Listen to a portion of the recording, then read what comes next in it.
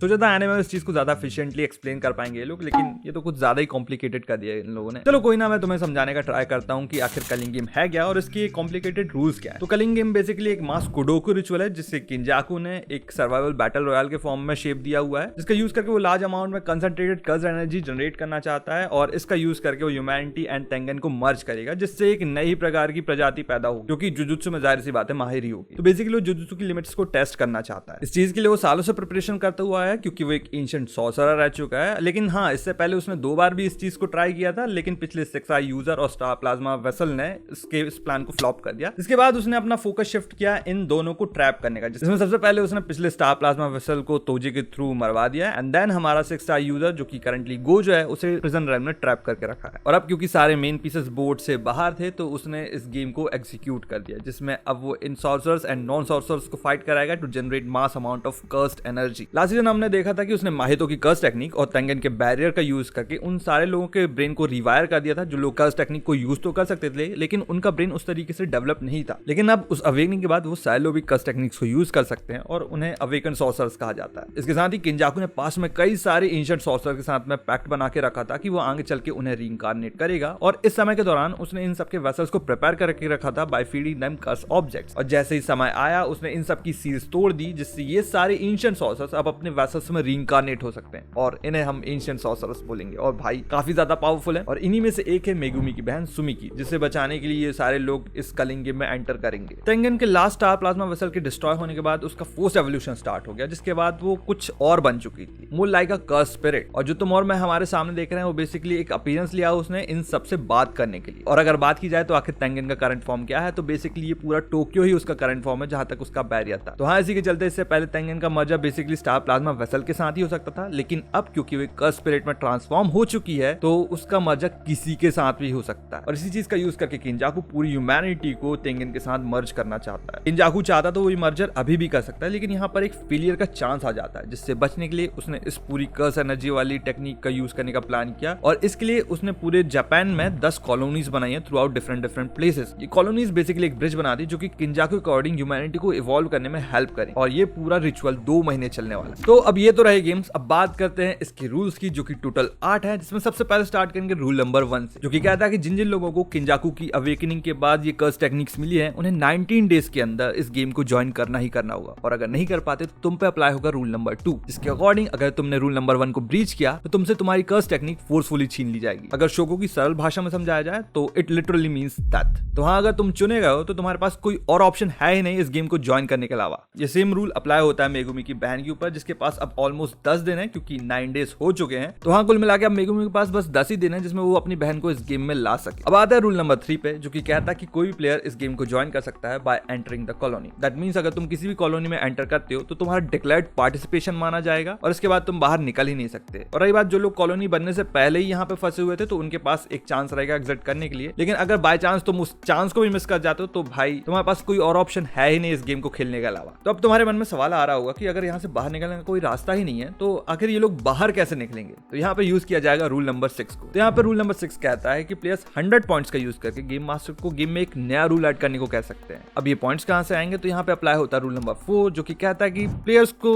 दूसरे प्लेयर्स को मारना पड़ेगा तब जाके उन्हें पॉइंट्स मिलेंगे। लिटरली यहाँ पे फिनिश वाला मारना होगा, क्योंकि किसी को तुम फाइट में हरा के या किसी के हाथ पैर तोड़ के उससे पॉइंट्स कलेक्ट नहीं कर सकते। किसी दूसरे प्लेयर को लिटरली एलिमिनेट करने के बाद ही उसका पॉइंट्स काउंट किया जाएगा। इसके बाद अप्लाई होता है रूल नंबर 5, जो कि कहता है कि एक प्लेयर की पॉइंट वैल्यू डिसाइड करेगा गेम मास्टर। लेकिन एज अ जनरल रूल एक सॉर्सरर की पॉइंट वैल्यू 5 है और एक नॉन सॉर्सरर की 1। दैट मींस कि अगर तुम्हें 100 पॉइंट्स कलेक्ट करने हैं तो तुम्हें 20 सॉर्सरर्स को मारना पड़ेगा या फिर 100 नॉन सॉर्सरर्स को, या फिर तुम इन दोनों के कॉम्बिनेशन को एलिमिनेट कर सकते हो। लेकिन हाँ, एक चीज जरूर याद में रखना कि जो मारने वाले प्लेयर्स हैं उनकी पॉइंट वैल्यू काउंट नहीं होगी, जो मरे हुए प्लेयर्स हैं उन्हीं की पॉइंट वैल्यू काउंट की जाएगी। अब यहाँ तक तो सब ठीक था, लेकिन मेन प्रॉब्लम आती है रूल नंबर 7 से, जो कि कहता है कि गेम मास्टर को नया रूल एक्सेप्ट करना ही करना होगा अनलेस उसका गेम के चलने पे कोई डायरेक्ट या इनडायरेक्ट लास्टिंग इफेक्ट ना हो। दैट मींस कि तुम ऐसा रूल नहीं बना सकते कि भाई गेम ही बंद कर दो या फिर सारे प्लेयर्स को जाने दो। तो हाँ, ये पूरा गेम मास्टर के ही डिस्कशन पर बेस्ड है कि वो प्लेयर्स द्वारा इंट्रोड्यूस इस नए रूल को गेम में ऐड करेगा या नहीं, सीमिंग कि उसका गेम के चलने पे कोई लास्टिंग इफेक्ट ना हो। अब यहाँ पे तुम्हारे दिमाग के घोड़े दौड़ने लगे होंगे कि क्या हो कि अगर किंजाकू को ही मार दिया जाए, वो तो आखिर में गेम मास्टर है, उसको मारते ही गेम बंद हो जाएगा अपने आप। लेकिन किंजाकू ने भाई इस गेम को बनाते सारे ढेर सारे पैक्स लिए थे, जिसके कारण वो इस गेम का गेम मास्टर नहीं है। और इसी के चलते अगर किसी तरीके से किंजाकू को मार भी दिया गया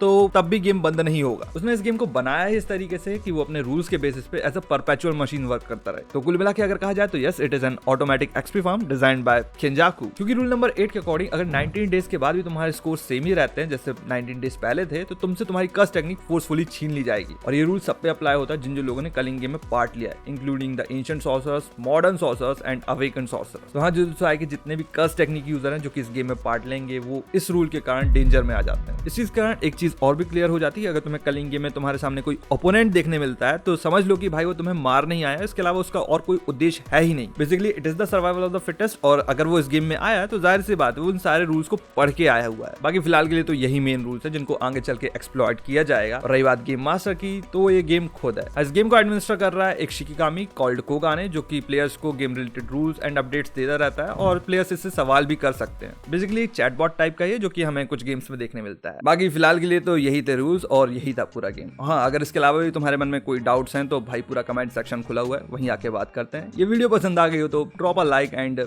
make sure to hype this video. बाकी तुम लोग सब्सक्राइब भी कर सकते हो इस चैनल को, क्योंकि ऐसे ही वीडियोस आती रहेंगी अब। And with all that being said, I will get you in the next one.